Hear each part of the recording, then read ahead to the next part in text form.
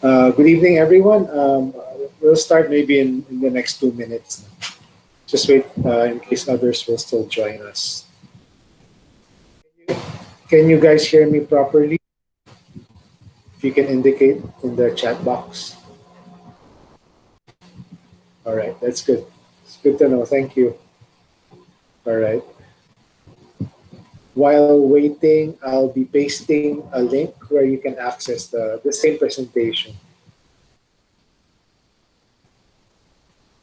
I'll paste it again later for the latecomers. Because the thing with Google Meet is if you paste it and then someone comes in late, that person will see it. No? So I have to keep pasting it again. So maybe later again. Okay. Some people are still trickling in.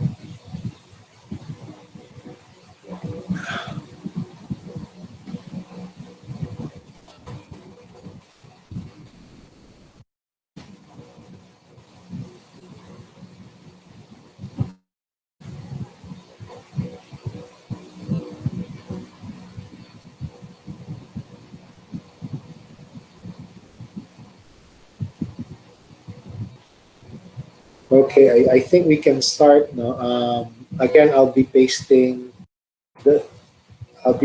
the link where you can access the entire presentation. So you can also view it offline. Okay, can you see the presentation? You can reply in the chat box. All right, great. So you can hear me, you can see the presentation. It's up to you guys if you want to use your videos or not. That's perfectly fine. All right.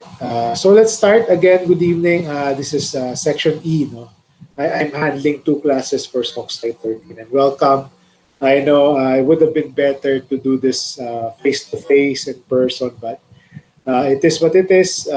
It's my first time also to do virtual teaching, so it's kind of new to me. So I hope both of us, all of us, will be patient with one another. No? So 'cause this is new to everyone. So I still hope that I can get to meet all of you in person in the future. We'll see. So for this evening, I just wanted to run by basically modules 0 and 1. You've all seen modules 0 and 1 in Canvas. No? So we'll just go through them as I wrote in the syllabus and even in Canvas. Most of the learning, because they encourage what they call asynchronous learning. No? So you get more learning in the Canvas setting, supplemented by live sessions like this, no? The synchronous session. So, and I expect us to have this every week during class time, but not 3 hours, no? Because most of the learning we'll have to do in Canvas. So, more or less, these sessions serve as a refresher. Sometimes I'll give more additional inputs, but mostly a refresher. and an introduction in some cases, and maybe to answer a few questions that you may have. Okay, so I'll first discuss Module 0 and then Module 1 after this. All right, I'll be just for an outline of Module 0, what I'm going to discuss tonight, some ground rules in terms of online learning etiquette, introduce myself as well, and I want you guys also to introduce yourselves. I'll give an overview of the course, the 5 Ps. I'll go through some graded assignments, readings, required readings, class policies, and finally my contribution hours. So basically, I think you've gone through this when you read the syllabus as well as Module 0. Right. So ground rules. This is being recorded. I hope that's okay with everyone. Why is this being recorded? Because not all may be able to join or live. So what I'm gonna do for every session, because as I told you, we're gonna have a weekly session. I'll record this in case some of you might not be able to join live, so you can hear what we're discussing. So right after, maybe the evening after or the day after, I'll be posting this in Canvas, no? Under, at least for this session, at the end of Module 1, Canvas. So that's why I'm recording this. So mute yourself. I'll also put up the slides, by the way. So, as in any virtual session, please mute yourself unless you're speaking. And I think everyone is muted so far, so which is good. I appreciate that. Just to filter out the background noise. I'll say when it's okay to ask questions to make it more manageable. Or you can type in the chat box throughout the session. Yeah, but ask permission first later on if you'd like to speak. I'll call you, no? Because if I say any questions and then all of you start unmuting yourselves, it's going to be unwieldy. So what I'd like to do is in short, do a virtual raising of your hand. Basically, tell me in the chat box that you'd like to speak, then I'll call you. Again, as I mentioned, up to you if you want to show your video. It's not required. Or maybe at certain points in the session. So feel free, no, to show yourselves or not. And please, at any time, let me know if I'm breaking up. Sometimes in the Philippines, we sometimes get poor connections. That happens sometimes. So just let me know. All right, who am I? So my real name, my full real name, Francis De Quiros. My nickname is Jay. You may be wondering why Jay. I don't know. Ask my mom. Basically, my dad and my mom wanted to call me Jay. So you can't see Jay from my name. So, but you can call me Jay, Sir Jay. I prefer Sir Jay instead of Mr. De Quiros. Mr. De Quiros is very formal. So they call me Sir Jay or Sir. So I'm also blue, just like you guys. I graduated from MECO 20 years ago. Actually, I'm in a sense, I'm really blue. Since prep, no, my entire career, my entire student life until undergrad was in Ateneo. So since prep, and I did my master's in the U.S. No, I did Masters of Science in Public Policy and Management at Carnegie Mellon University. That's in Pittsburgh, Pennsylvania, in the U.S. I'm currently working at USAID. That's part of the U.S. government. It's a what we call a donor agency. It's part of the U.S. Embassy in the Philippines. We deliver and implement development projects in the Philippines. So we support the government primarily in the areas of health, education, environment, economic development, and democracy and governance. So we have a lot of programs that we work with. We work with the Philippine government in that. So I work in the Office of Economic Development and Governance. So focusing on a lot of economic issues, livelihood, macroeconomics, etc. Before I've been working there for the past 5 years. Before that, I worked for another donor, World Bank, that provides loans and grants to member countries, government as well. I've had experience. I work for this government agency called National Anti-Poverty Commission for a few years as well, and also non-government. There's this non-government organization, NGO called Peace and Equity Foundation. They're just located in Esteban, Abada. If you've seen Got Heart, it's the same building. Actually, there's an NGO. They work with social enterprises. Also, Foundation for Media Alternatives, another NGO that works on the digital divide. And just wanted to plug as well, I was also a Jesuit volunteer, part of JVP Philippines in the year 2000. So right after graduating, I did that for 1 year. I was assigned to Zamboanga City. I was an economics instructor at the college level as well. So just a plug, if you're interested, it's really a great experience. If you're interested, I hope your parents also are okay for you to join. So making a plug, if you haven't heard of JVP yet, I suggest you also read upon it. It's a good experience, something to consider. You can reach me anytime by my email address. It's edq@ateneo.edu. Some of you have reached out already, no? A couple of you or a few of you already. So that's me. So next, I mean, at least for this first session, I want to, even though it's awkward, it's weird that it's virtual. I wanted to get to know you a little bit, of course. No? So just want us to virtually go around. I'll call you individually, no alphabet. If you can just give me your name, full name, and your nickname, and your course, if not management. So I think most of you, if not all of you, are management folks. No? So please go around. I would prefer that you turn on your video, but it's not required again. So just for me to put a name, put a face to the name. So it's up to you again. So I'll start calling people, no, just for me to get to know you better, no? Put a face to the name. So I'll start with Abigail Trixie Arce.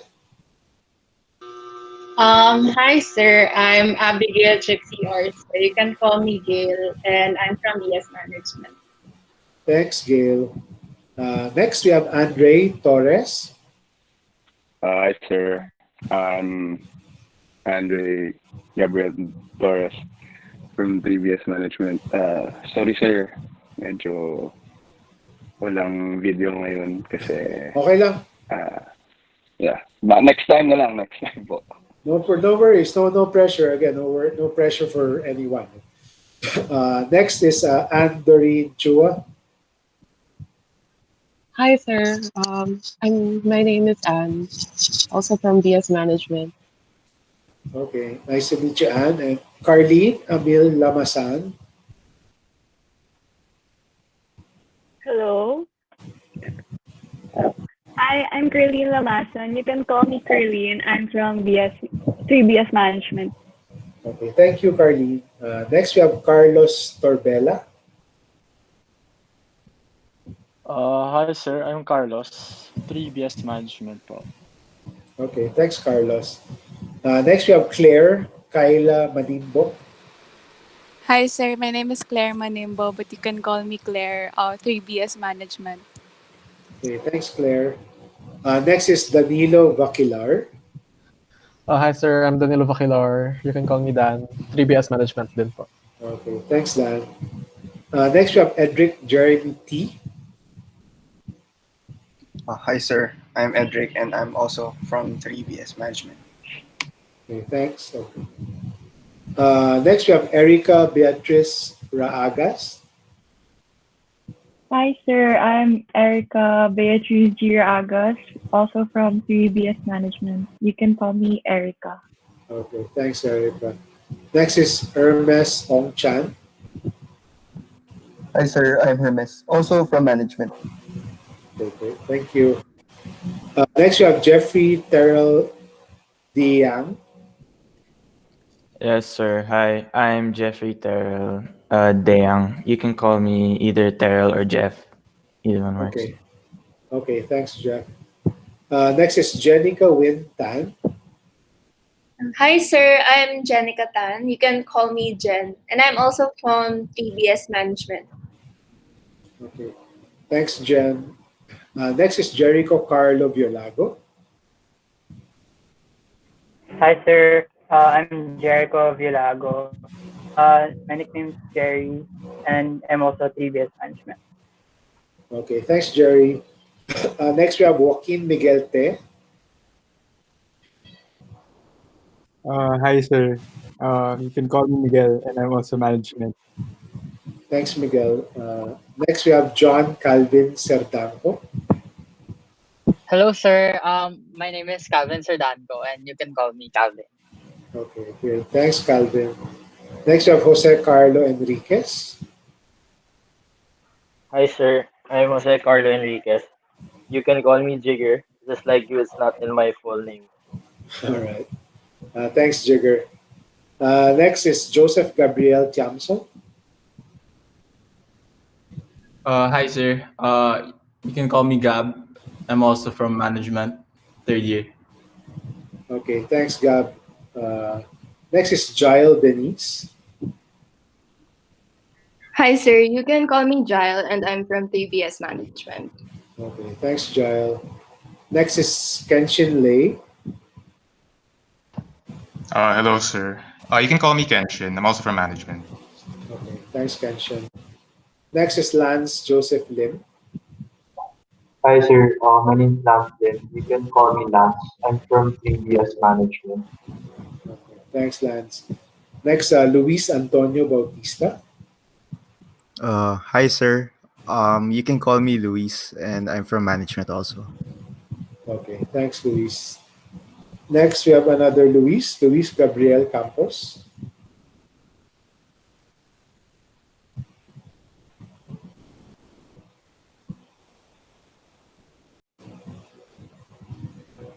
Okay, you might be having difficulty, Luis. Okay, that's fine. You mind saying your nickname?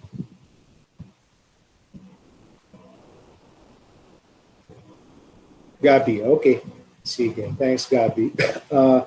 Next is Makael Alihatan. Hi, sir. You can call me Maki, and I'm also from 3BS Management. Okay, thanks, Maki. Next, Melissa Ann Coloma.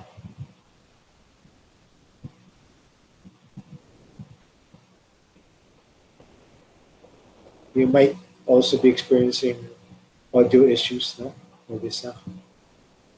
You can just type later on if you're Melissa or Ann or some, if you have some other nickname. Next is Reeve Paula Rodriguez. Hello, sir. I'm Reeve Rodriguez. You can call me Reeve, also from Okay. 3BS Management. Okay. Thanks, Reeve. Next, we have Renee Alexis Elarmo. Hi, sir. You can call me Alex, and I'm from CBS Management. Okay, thanks, Alex. Next, we have Sean Vince Lam. Hello, sir. I go by Sean and also from 3BS Management. All right, thanks, Sean. Next is Theodore Getson Lim. Hi, sir. I'm Theo. I'm Theo. I'm from TBS Management.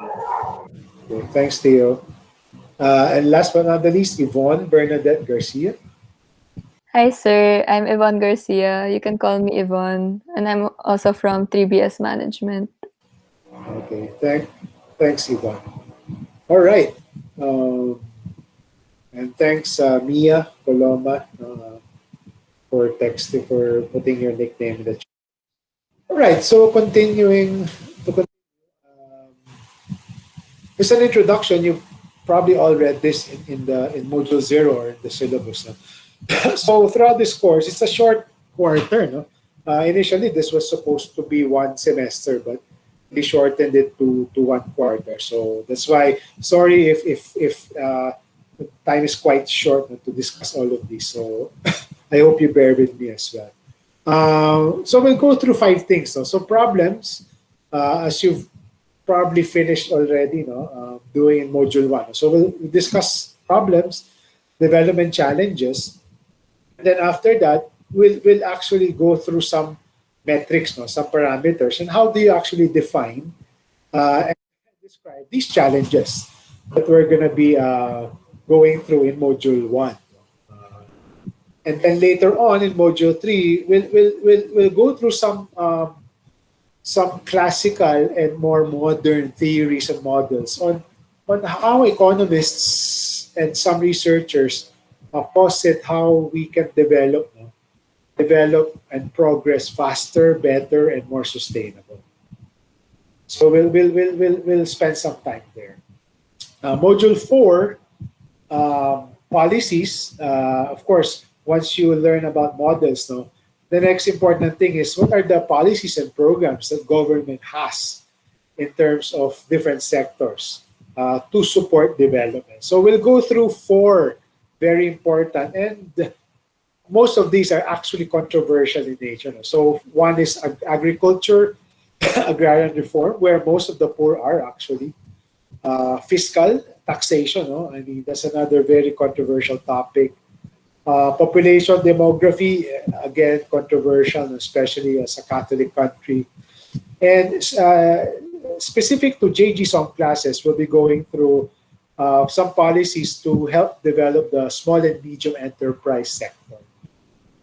And then we'll close this course by going through some practices. And then a very, again, specific to you guys, and I think a few other JG Song classes, management classes, we'll go through what we call shared value, no? So private sector engagement.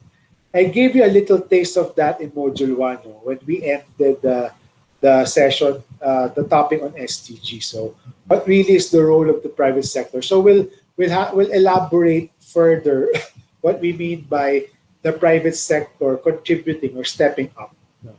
And of course, we'll also end with an integrated report, final integrated report, which will be the same across your marketing class and NSTP Big Kiss class. So those are the 5 things that we'll go through. So for now, I've only posted modules 1 and 2 in Canvas. Expect module 3 later next week, to be followed by 4 and 5.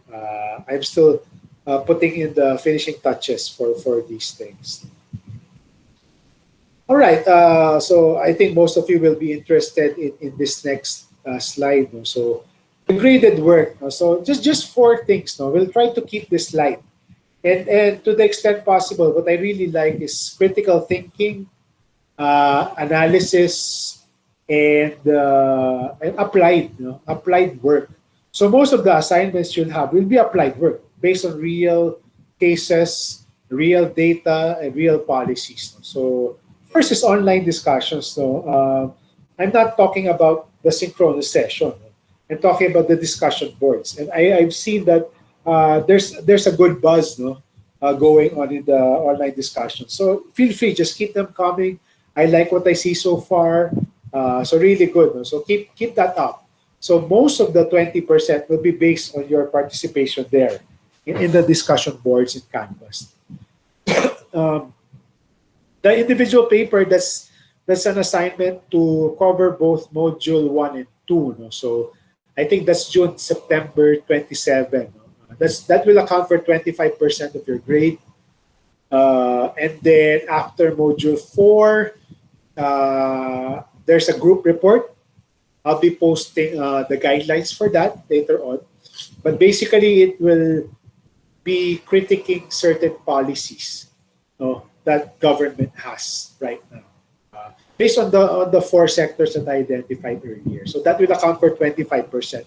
And the big one really is your final output, which will be the same final output for both your marketing class as well as your NSTP Big Kiss class. Which will account for 30%. So student groupings, I'm still waiting for that from NSTP. I think we'll know by Friday. So your student groupings for that will be the same for your marketing, NSTP, and your NSTP Big Kiss class. And of course, this class, SocSc13.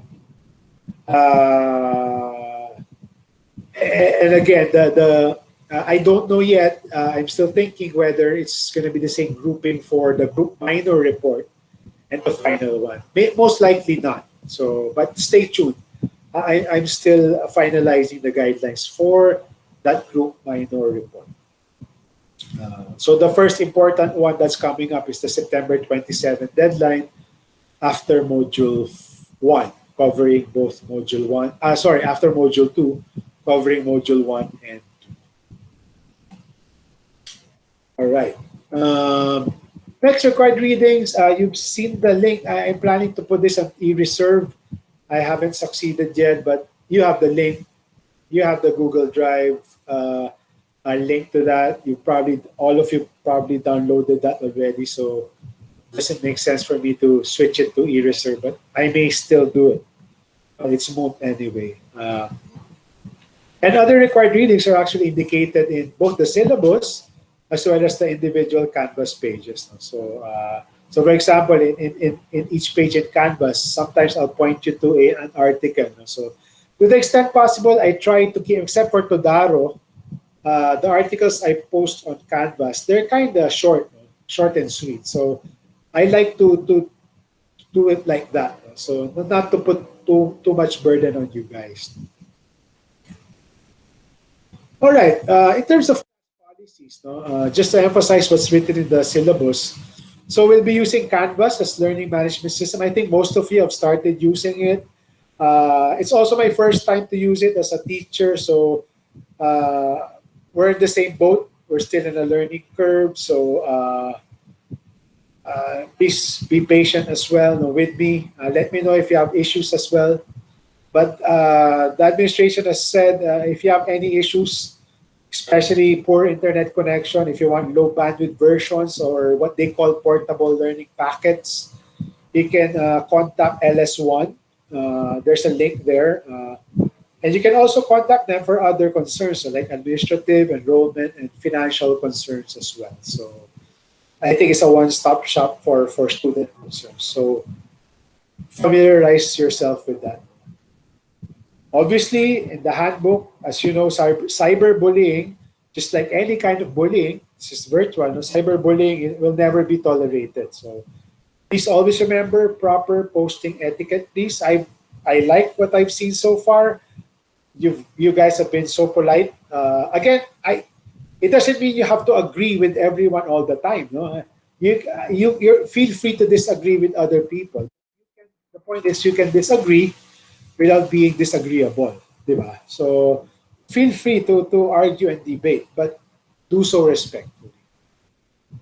Speaking of respect, same as what you know, be gender sensitive. Gender discrimination will also not be tolerated. I won't be checking attendance during synchronous sessions, but I will be recording this again in case you want to refer back and you can't join the live session. So I won't be checking attendance. So next is I will need a class beadle and an alternate class beadle in case the class beadle is not available. Any volunteers now? First come, first serve. Please indicate on the chat box.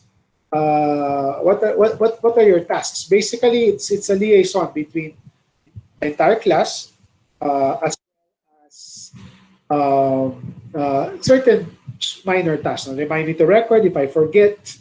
There's this left sign that says recording. If it's not there, then you can remind me during sessions. And in case students have concerns, they want to preserve anonymity, they don't want to be identified, they can reach you, go through you to go to me. That's fine as well. If they're shy, they're embarrassed. So please. So I see Andre racing. I also need an alternate beadle. If not, I'll just choose randomly and you'll get an email from me after this class. So thanks, Andre, for being the lead beadle. Okay, and again, feel free, anyone, if you want to be the alternate, just, okay, there you go. Thanks, Abby. Andre and Abby. All right. So next, consultations. Actually, 3 opportunities for consultations. So every after class. So I also have a Tuesday class. It's 5 p.m. It's supposed to be 5 to 8, but similarly, I won't use up the 3 hours. So you can schedule either after 6:30 on Tuesdays, between 6:30 to 8, or after class on Wednesdays. No? So between, let's say, 7:30 to 9. So just let me know. But again, I just won't be sitting idly by and waiting for you. Please contact me and set an appointment at least a day before or even a few hours before so I know. If that doesn't work, schedule an appointment on Fridays between 3 to 5. Again, I have work. This is a part-time job for me. I work at USA, as I mentioned. That's a full-time job, Mondays to Fridays. But I'm free Fridays 3 to 5. And again, as you know, short, quick questions are okay. You can do that by email as well. So no need to set a consultation if it's a short question. As some of you have noticed, no, you've reached me by email already. And importantly, this is kind of new to avoid any risk of harassment. You'll never know. No? You think people are decent, but you'll never know. Even your teacher, no? Of course, I will say I'm decent. Just to protect everyone, against potential harassment cases, a third party must be present. So if you plan to do any to consult with me, it can't be just the two of us. There has to be a third party, someone else to join us. So tell your friend, no, if he or she can join, or if not, maybe you can also request either Andre or Abby if they can actually if you can't find anyone else. Because if it's just the two of us, you can't. I cannot. I'm bound by the school rules. And they're saying also by phone. We can't do consultations by phone. It has to be through a virtual platform, Google Meet or Zoom. We can decide on that later. I would prefer group sessions, especially if you have group assignments, you want to consult with me, that's much better. But again, feel free to do one-on-one consultations, but find a friend, call a friend for consultations. Okay. Okay, sorry, Gail, I forgot. There's 30 of you, so it's hard to memorize everyone's nicknames. So, Andre and Gail. All right. All right, at this point, I'll stop there for Module 0. It's basically a quick intro. You can read that in Canvas or the syllabus. Any questions at this point?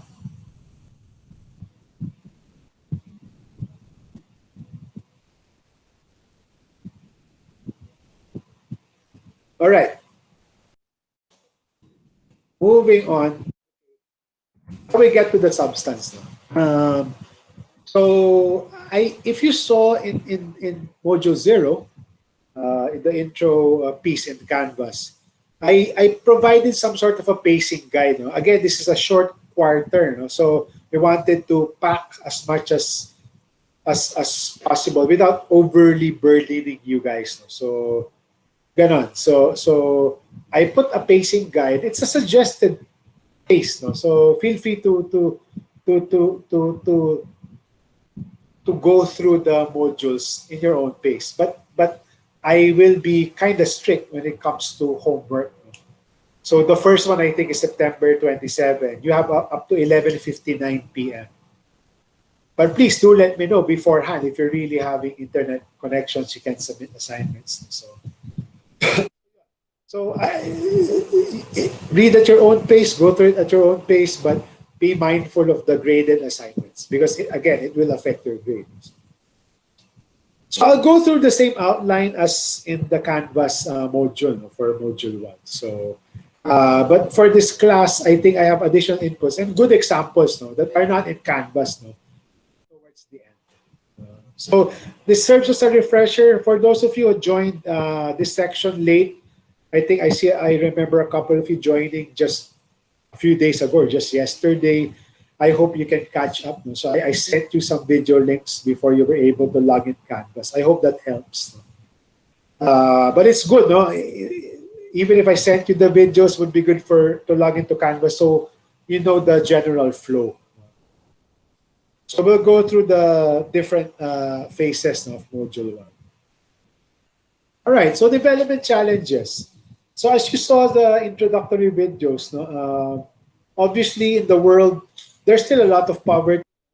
A lot of people have become rich, even in the Philippines, no, in the past decades. But there's still a lot of poor people, and there's huge disparity and inequality. You'll learn later on. You'll have a good sense of some of the figures and numbers when you go through Module 2. No? So there's still high disparity and inequality in the Philippines. No? And, especially with the pandemic, we expect that a lot of people will be worse off, unfortunately, because of the pandemic. Because of the contagion, government had to shut down the entire Metro Manila, at least, no, for a few months.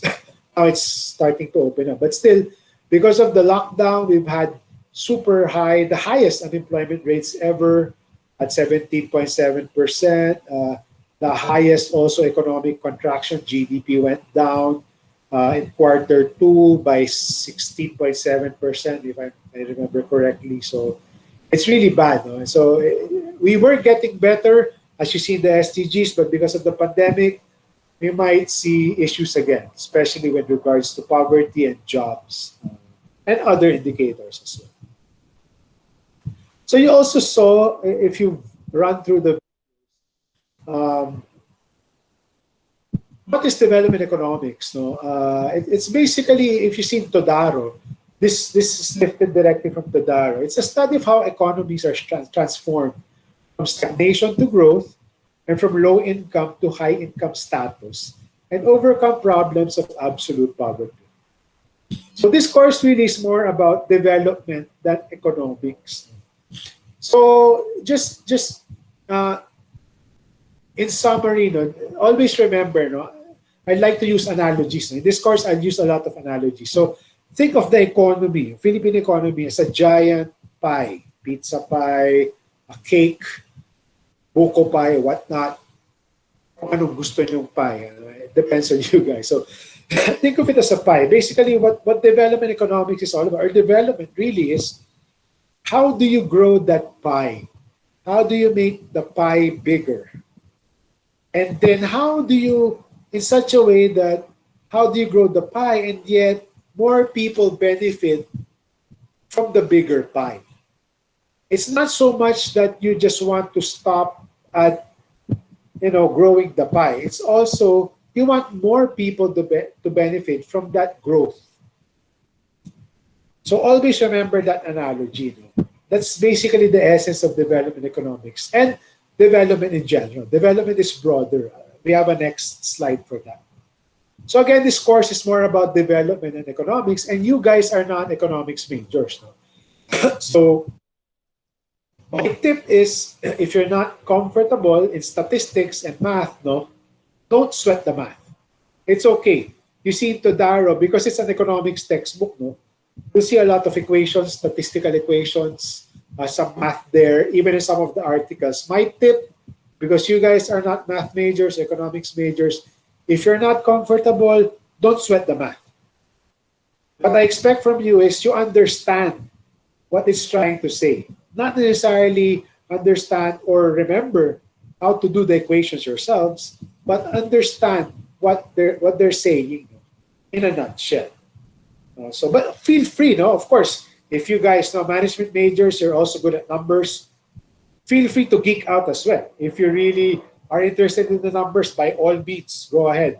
I have a lot more material for you, especially in Module 2 and 3, that will have more formulas and numbers. So feel free. No? But my tip for those of you who aren't that comfortable with numbers, don't sweat the math, but know what they're trying to say at the very least. Because, in most of the material I will be sending you, there's a narrative anyway explaining what's happening.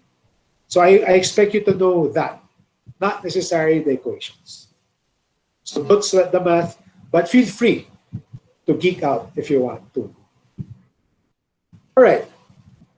So from development challenges, you also saw some videos, no, in terms of aspirations. No? So we want to be optimistic. We want to be hopeful. We saw two videos. No? One was produced by the World Bank. They're an international organization that provides loans and projects, no, to member countries. No? And we also saw what we call an official aspiration declaration of all of us, the Filipino people.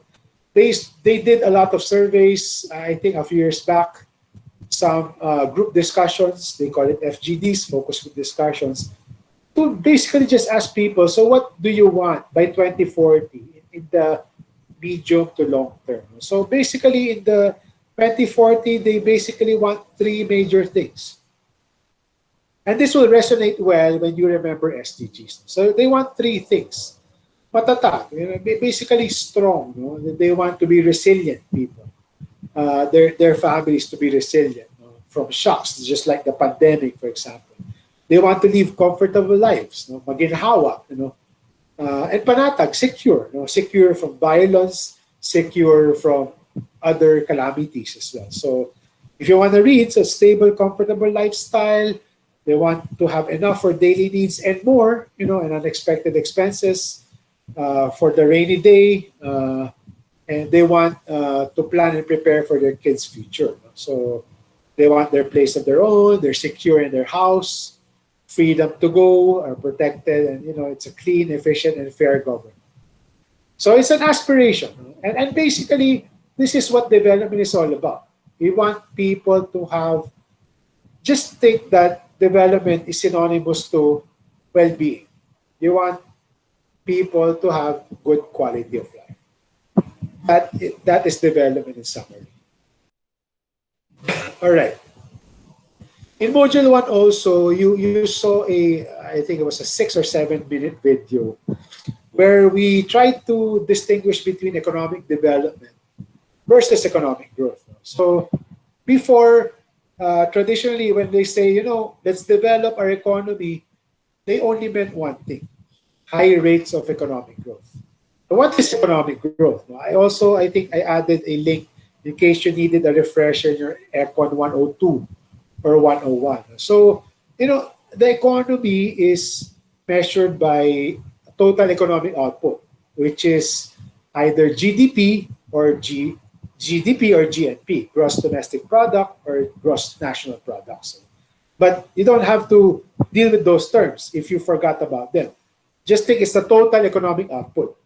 And growth is just the increase, the percentage increase. So we're growing by, let's say, an average of 6% per year. So when you say GDP is increasing by 5%, it means the total economic output produced by all Filipinos is increasing by 5%. That's what you call growth. And then if you divide it against the population, it's basically the average income, what each Filipino is earning on average. So before, when you say economic development, that only meant, okay, let's grow the pie. Again, going back to the analogy. We want to grow the pie. That's it.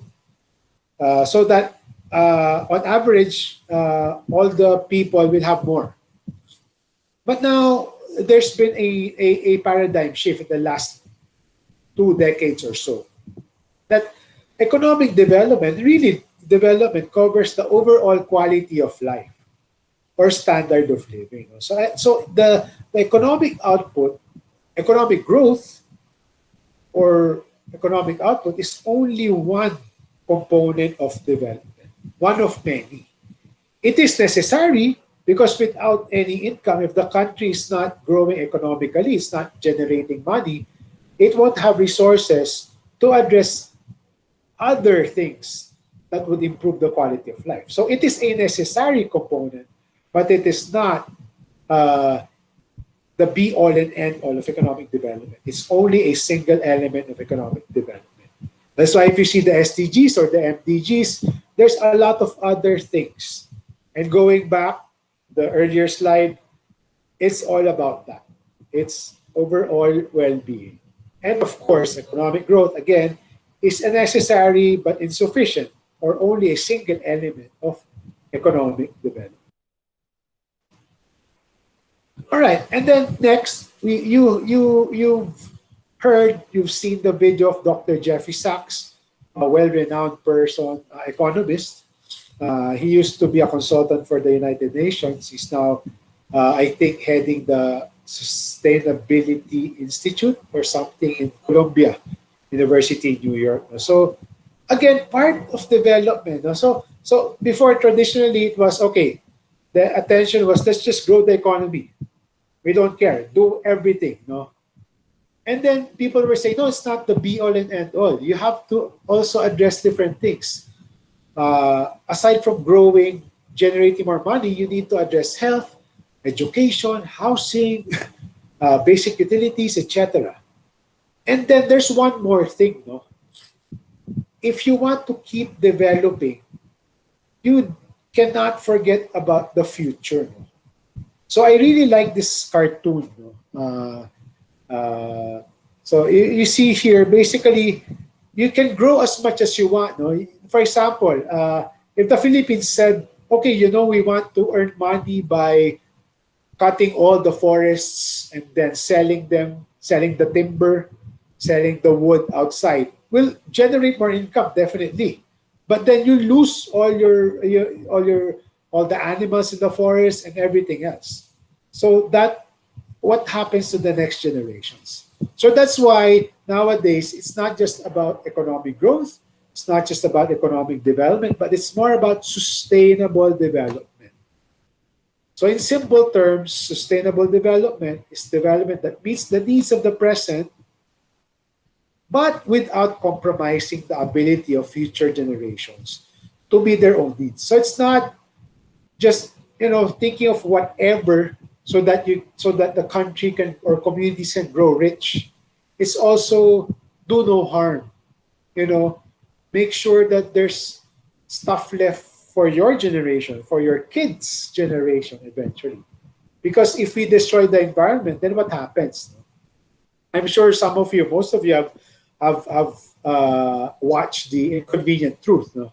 So the thing with sustainable development, really, it became more pronounced, especially after that video. No? And in the international development circles, the battle cry really is climate change. But for us, it's climate change plus plus. Biodiversity, etc., as you saw in SDGs. So when you talk about sustainable development, obviously the corollary there is sustainable development goals. And you've read that. No?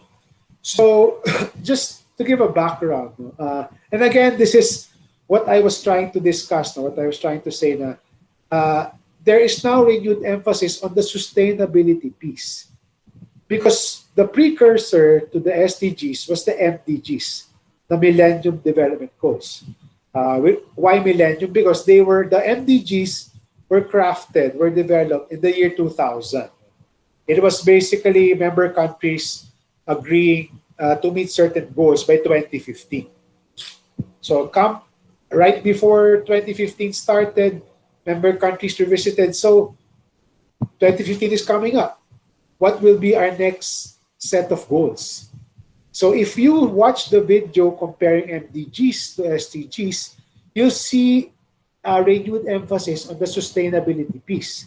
The MDGs only cover, they have 8 goals, no? They only cover sustainable development, the environment in one goal. I think goal 7. If you compare that with the SDGs, there's more topics here on the environment and sustainability. So, for example, clean energy. There's sustainable cities and communities. So that talks about pollution, transportation, access to water, etc. Responsible consumption, production. That's also about sustainability, climate action, and 2 areas for biodiversity: life below water, marine resources, and life on land. So you have more goals talking about sustainability.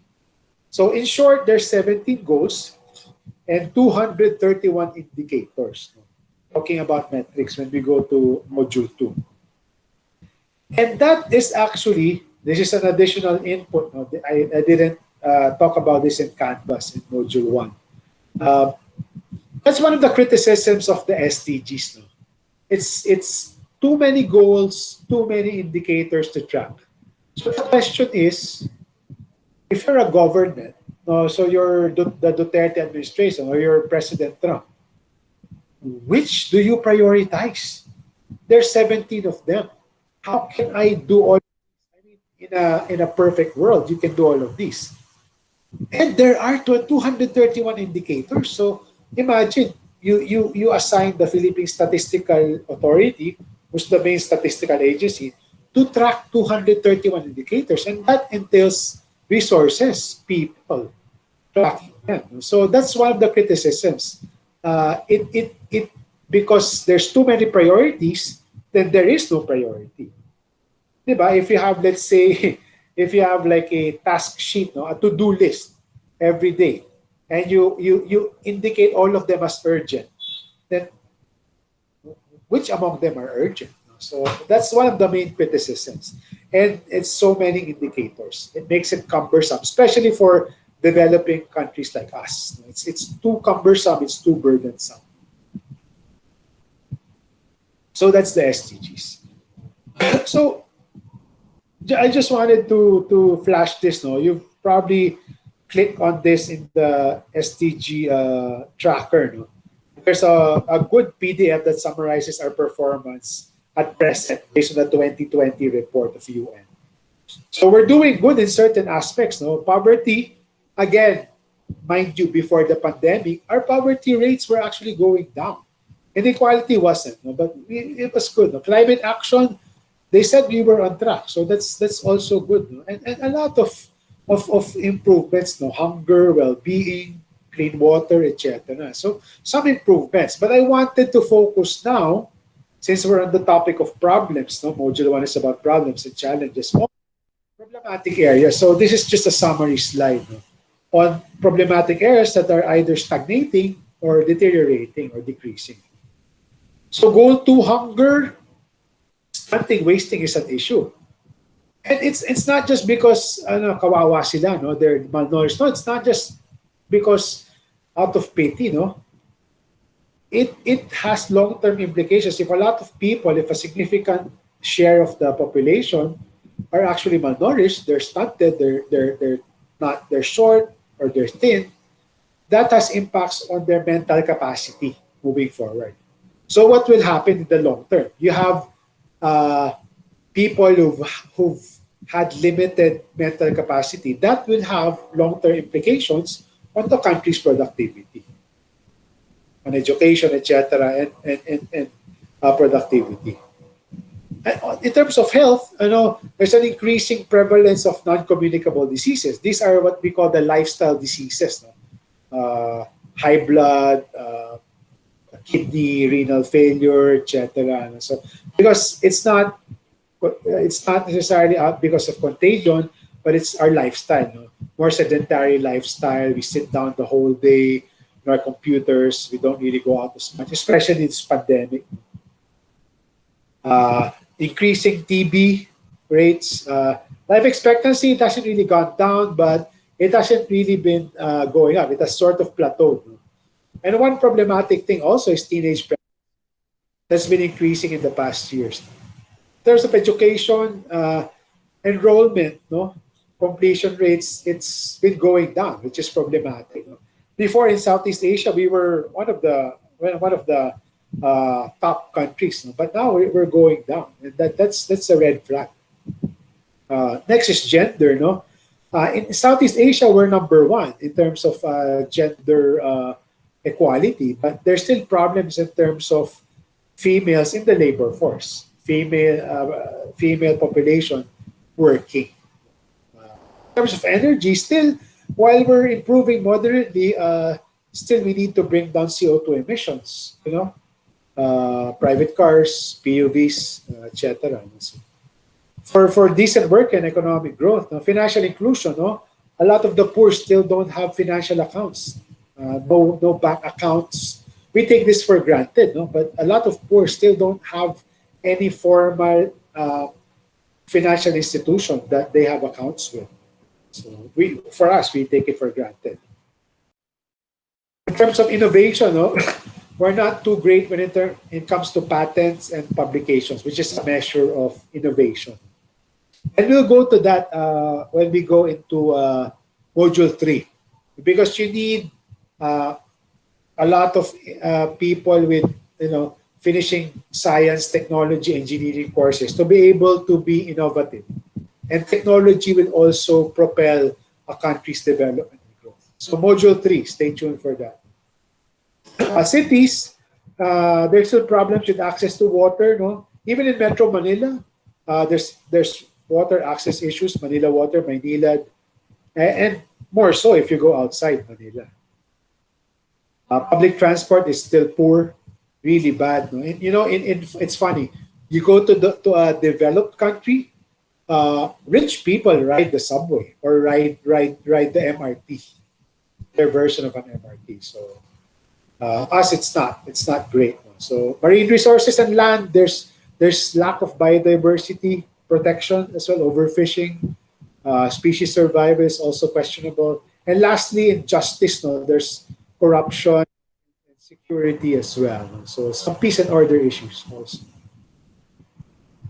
What about what you guys discussed? No? So you're this is pretty cool. No? I discovered this I think last week. No? There's a site called Word Clouds, which basically converts a discussion into a word cloud. No? So the bigger it is, the more frequent it was mentioned. No? So try it for yourselves. It's pretty cool. So this is based as of 7 a.m. I think this morning. This is based on what you guys wrote in the discussion thread on SDGs. No? So really, a lot of you talked about education and learning, students, no, as your choice, as your SDG goal that you selected to discuss in terms of an indicator that's going down or stagnating. So you were also a lot of you related that with pandemic as well. We're going through because of the lockdown, especially in the public school setting. I mean, the poor people don't have access necessarily to internet connection or even devices. No? A lot of you also mentioned teachers, government. There's also clean energy. A lot of you mentioned that also. So all of you, basically the top 5 that I saw: quality education, poverty. Poverty is not necessarily stagnating, but in the pandemic it might deteriorate. Life on land, biodiversity, gender, and clean energy. So most likely, it's the same. The other class is the same. They chose quality education for the most part. So they pretty much had the same word cloud. So I just thought it's kind of cool, no, to have this tool. All right. I just wanted, no, for everyone's reminder, no, just to note certain things when you're posting comments or discussions or commenting. Be specific. No? Of course, sometimes out of exasperation, we'd say, the private sector, they don't care. Government, they don't have a sense of urgency. Don't don't don't generalize. Be specific to the extent possible. Be informed. If you're saying there's lack of quality education, why and who's at fault? Who specifically? And what are the issues? And be open to different viewpoints. And that said, I hope you guys regularly read the news.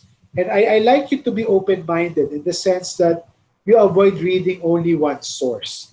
Because, in the Philippines, if you don't know, a lot of most of the media outlets, they're actually biased, either for or against the administration. So I would really urge you, when you have the habit of reading the news, don't stick to one. Be open to different viewpoints and question if it's really true.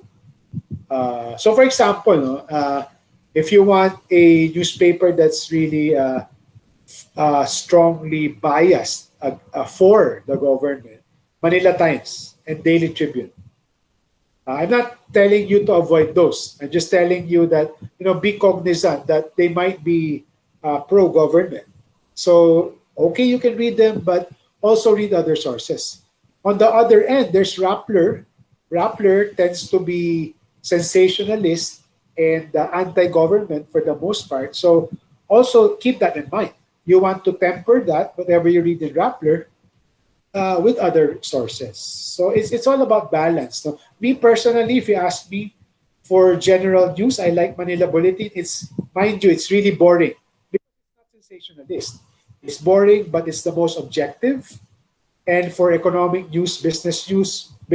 So for you guys, management folks, it's Business World and Business Mirror. Actually, they're both more or less middle ground. So just my 2 cents on that. And again, whenever you read something, think critically and ask critically. Verify, sometimes even though people say they're fact checking things, also check the fact checker. Because sometimes the fact checkers are also biased and they tend to fact check only those that suit their purpose. So also fact check the fact checkers. So a lot of, in social media, there's a lot of fake news. So on both sides, by the way. So think critically, ask critically, always verify before you share. And last note, no, on terms of commenting, I hope you don't necessarily romanticize dissent. Do not be rebellious or do not complain or dissent because it's cool. Be constructive when you complain. No? Hopefully, you can come up with solutions. Of course, you guys are still young, no? But of course, as third year, you're mature enough. You're adults anyway. I think all of you are, no? And you have your own critical mind, so you can also come up with constructive criticism. I'm not saying don't join protests. By all means, as long as you're informed, as long as you really feel strongly, join protests. I've had my fair share before. I joined protests once in a while in recent years, but go beyond protests, especially once you start working, when you have more capacity to do other things other than go to the streets. Because I'm telling you, when you grow up, the harder part really is not going to the streets. It's really in your jobs. How do you actually make change? Whether you're in government or not, how do you actually create change? That's actually harder than going to the streets. Again, join protests, go ahead. But I'm asking you, when you dissent, be constructive. And second, don't stop at protests. Join, but it doesn't end there. And stop romanticizing this. It's not cool to be anti-government necessarily. Of course, if you feel strongly and you're well informed, by all means, go ahead. All right. So we talked about also SDGs in the private sector. So normally, kasi when you talk about development, health systems, etc., first thing that ordinary people think is, we're a private company. I'm sure some of your parents own companies or run companies or are top executives. That's government's job. That's the initial knee-jerk reaction. So what does that have to do with my corporation, with me? Actually, no. Actually, the answer is no. All of us actually have to pitch in. And later on, actually, I can tell you, especially for the business, it's not necessarily just giving away money. It can be a win-win scenario. I'll discuss that later on in the next slide. So in the pragmatic sense, in the practical sense, why do we need the private sector in terms of development? Number one, it's because there aren't enough resources. No? So let's focus first on the right-hand side of the deck. It's that government and ordinary people don't have enough resources to meet the SDGs or to provide whatever's needed to develop the country for the sake of everyone. So I know it's small, no, but if you can enlarge it. So for example, donations made by international organizations like us, in I think this was in 2016 or 2017, was only $161 billion. No? Remittances were roughly double, 341 billion. But look at the international private investment and domestic private investment in developing countries like in the Philippines. It's 4.6 trillion roughly. No? So government resources and donor resources, uh, private resources are actually they pale in comparison, no? With what the private sector can bring and what the government can bring. No? So if you see in the left hand side, this is also the trend. No? So we're seeing more that it's the private capital, private investment, no? Corporations investing in developing countries like the Philippines, increasing from 29% in the 1960s to 84% just a few years back. So there's increasing role of the private sector. So in terms of resources, we see the private sector as crucial as well because government resources are not enough, ordinary people's and philanthropic resources are not enough. That's one. So as I told you, the SDGs, there's an estimate that we need anywhere from 3.3 to 4.5 trillion total in the next few years to meet SDGs by 2040. As I told you, government and philanthropic resources are not in. When I say philanthropy, it's charity, no? Yung mga Save the Children, mga UNICEF, mga World Vision, those you might be familiar with them. Oxfam, you've seen them. No? It's not enough. No? But beyond the resources, it's really why do we look to the private sector? Because the private sector has expertise. For example, vaccine. Vaccine isn't being done except for Russia and China, no, and all of these authoritarian regimes. Vaccine, for example, for the pandemic, is not being done by the governments. It's being done by the private sector. Because in many sectors, it's really the private sector that has technological advances, has that expertise. They have innovation, and they're faster. Government is very slow. It's a huge bureaucracy in any government, and they have the discipline as well. So beyond the resources, we look to the private sector, and I like talking about the private sector.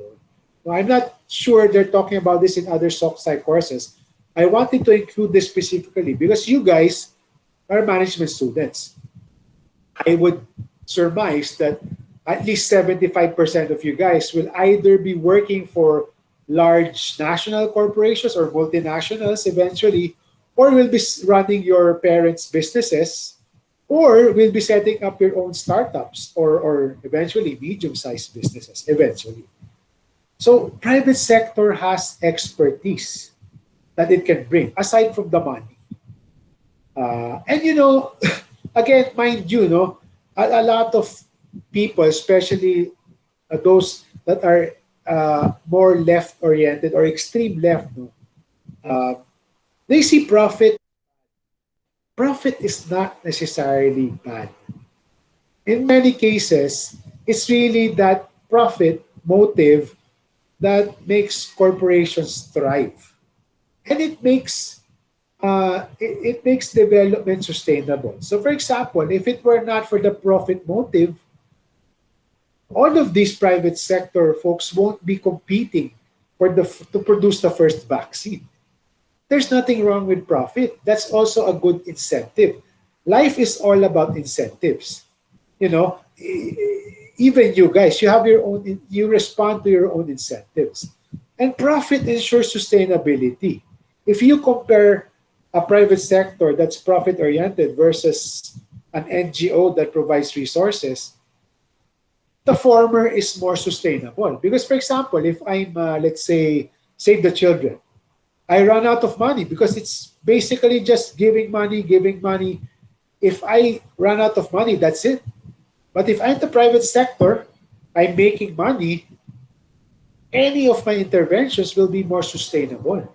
It can be a win-win. So, for example, again, going back to the vaccine, it's sustainable. I'm not necessarily, again, two birds with one stone. I'm helping a pandemic, that's development, but at the same time, I'm making profit. So I can keep thriving, I can keep making profit, and at the same time, I'm helping solve a development challenge. So that's a mindset I want you guys to continue thinking about. How do you make it a win-win? And we'll go through that more in detail in Module 5. So it can be a win-win proposition. The private sector providing resources, its expertise, and because of that profit motive, it becomes sustainable. Hindi siya dole out. It's a win-win. And I have a good example for you guys. No? And this is so this is traditional input. No? So of course everyone knows Ayala. And I am not involved in Ayala, so this is not free advertising. But if you Google SDGs and Ayala, actually Ayala Corporation, they're not necessarily a philanthropic organization. Of course, Ayala Foundation is. They're not a charity organization. They make money. They make tons of money. So Ayala is a conglomerate. They don't only run malls. No, they have different units. No? They run water utilities. They sell land. They sell condominiums. They have health outfits, education. Globe is part of Ayala. So here, they've decided in the last few years to align their businesses in terms of the SDGs. How do you actually do development, but at the same time, continue making money?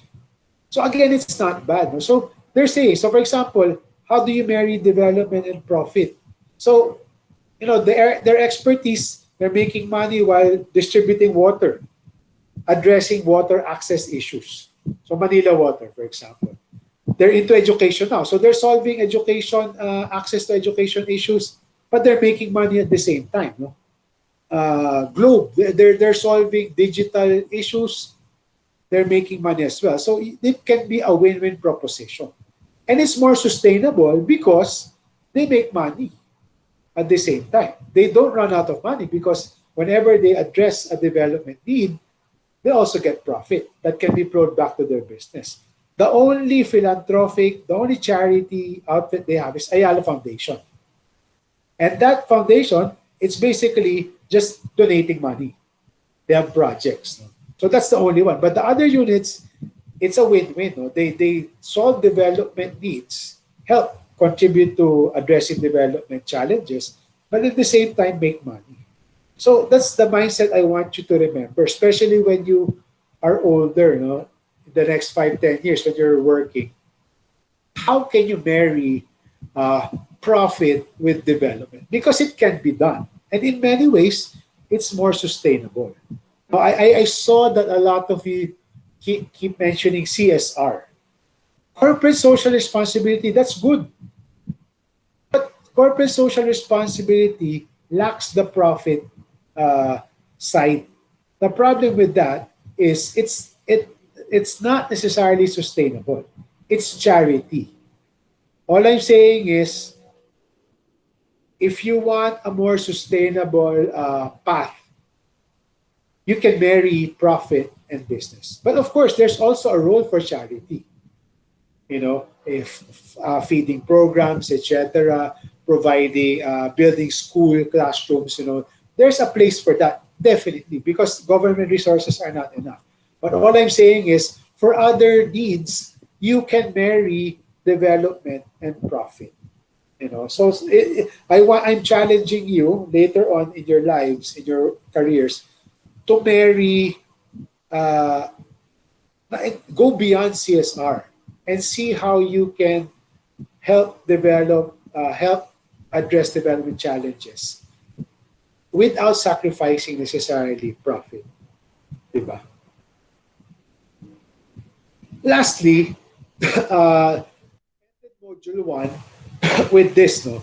With sorry, it's kind of long, but it's an interesting video, no? It's a different paradigm, no, to seeing the poor. Should you pity the poor? Yes, of course, by all means, no. But the point is, we're but human, no. If you see someone begging in the streets, on the streets, you're human, so you'll feel pity. But the point of the message of the video is, don't stop there.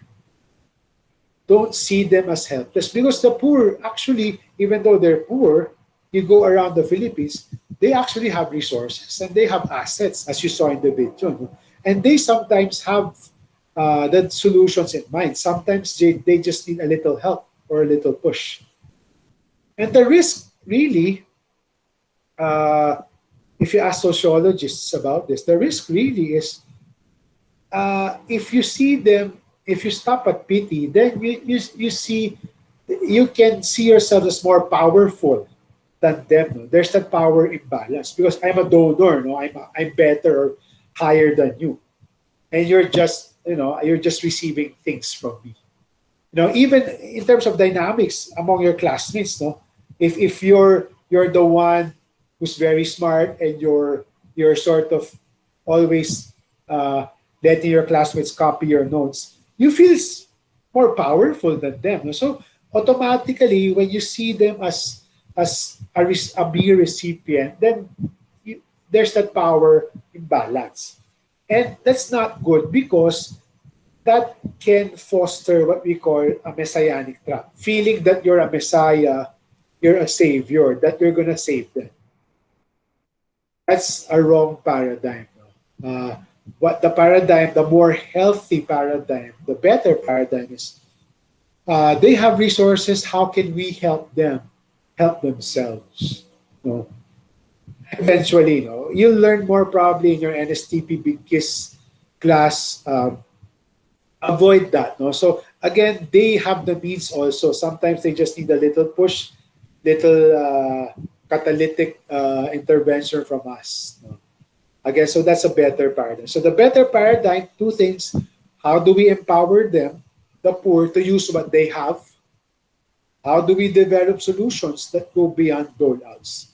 And quite frankly, if you want to challenge yourself, giving out money is the easiest thing to do, especially if you're well-to-do, if you're well-off. You just reach for your pocket, give it to them. That's a no-brainer. That's easy. The harder part really is how do you really help them help themselves? How do you empower them to use the little resources, the bigger resources they have? And throughout this class, we'll have examples of how the poor actually have resources and how we can help them. Just a little nudge, no, and they themselves help themselves. So to end this discussion, no, I really like this. This comes from one of my US8 colleagues. This is a really nice cartoon. I'm sure many of you understand the first two columns, no, the first two pictures. There's three pictures, no, so don't read the last one yet. No. And this is how I'd like to end Module 1. And also to serve as an intro to Module 2. So you probably read, no? And some of you, especially the guys, no, you studied in Ateneo High School. No? So you had tulong dunong, no? TD. After JVP, I actually taught TD for a few months, no? As a substitute teacher for Meng Digia, if you guys know Meng Digia, for the guys here. So in tulong dunong, one of the often repeated battle cry is, if you give a man a fish, it's the dole out. No? If you give a man or a woman a fish, he or she can feed himself or herself and the family for 1 day. So that's what I'm saying. It's not sustainable. But if you teach livelihood, no? If you teach that person how to fish, it's more sustainable. That person can feed himself, herself, and the family most likely for the rest of their lives. So it's more sustainable. So it's dole out versus doing something that's more sustainable, like building their capacities for livelihood. That's often repeated. No? So again, let me repeat. If you give a man a fish, he can feed himself and the family or herself for a day. If you teach, second picture, if you teach a man how to fish or a woman how to fish, they can feed themselves and the family for a lifetime. But the twist here is we're talking about interventions. Dole outs, that's not sustainable. That's good. It has its place, but it's not sustainable. Doing something like fishing, that's well and good. The third picture, if you see the third picture, is all about is the intervention the right intervention? So yes, you say fishing, I'll teach you fishing. But what if the person said, no, no, thanks, but fishing isn't the solution to my problem? So why is this a good introduction to Module 2? In Module 2, we'll be discussing metrics, parameters. No? How do you measure poverty in the broader sense, in terms of incomes as well as deprivation in different aspects of quality of life? You measure because part of measuring is you want to do something. What you do based on what you analyze, the data you analyze, should be appropriate. It should be an appropriate intervention. If all, let's say in a community, all of the kids are attending school, they have great teachers. What if I think, oh, I know I'll give you another classroom, but they don't need it. So it's a waste of resources. So it's not enough that you just do any kind of intervention, but you have to think critically as well. Based on the metrics we will do in Module 2, and this leads to your assignment, no, which we can discuss next week, September 27. The interventions should be based on what needs they have. So it should be appropriate.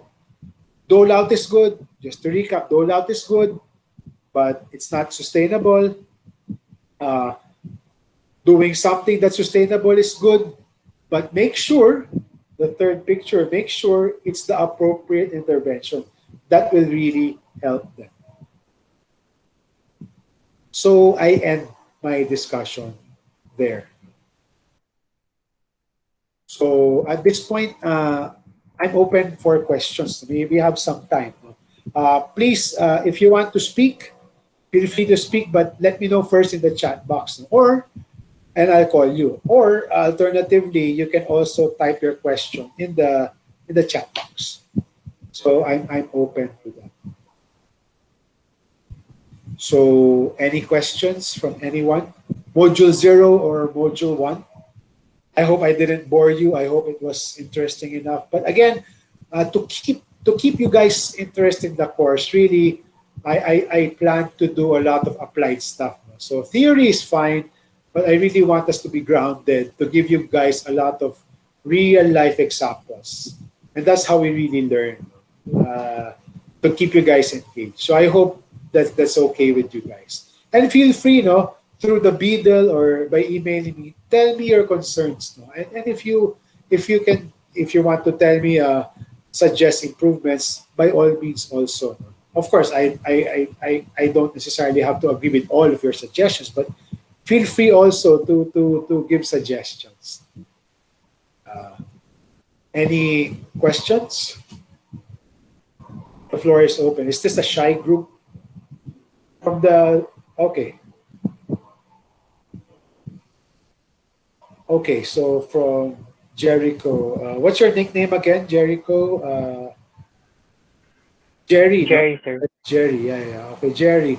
Sir, would you happen to know what SDG the country was focused on reaching before the pandemic happened? Yeah, actually, the one I flashed earlier, slide 24. Let me present that again. Actually, see that's the criticism of the SDGs. It's let me share this again. The criticism of the SDGs is really, you can see the slide, no? Tama ba? You can see the slide. Okay, this one, no? So these trends actually happen. Slide 18, no? These trends actually happen before the pandemic. So when you say focus on, all the member countries, including the Philippines, said we will focus on everything. And that's one of the criticisms of the government. But our main priority, based on my observation, really is just top of my head. It's poverty, really incomes. It's hunger, which is tied to poverty. Climate action, I don't think that's a priority. It's a priority, but it's not too high as far as I know. decent work, economic growth, definitely. Infrastructure, that's big for the government as well. Education too. Although the problem education is such a humongous challenge, especially when we added 2 years worth of education, and the resources are just bigger. No? And that's another aspect where government needs additional help. No? So those things. No? Health also. The government has been focused on health as well. So those things, but mostly on infra, economic growth, and poverty reduction. Those are what I see as the priorities. But again, we're expected, because we're a member of the UN, to focus on everything all at once at the same time. So thanks for that question, Jerry. Any other questions?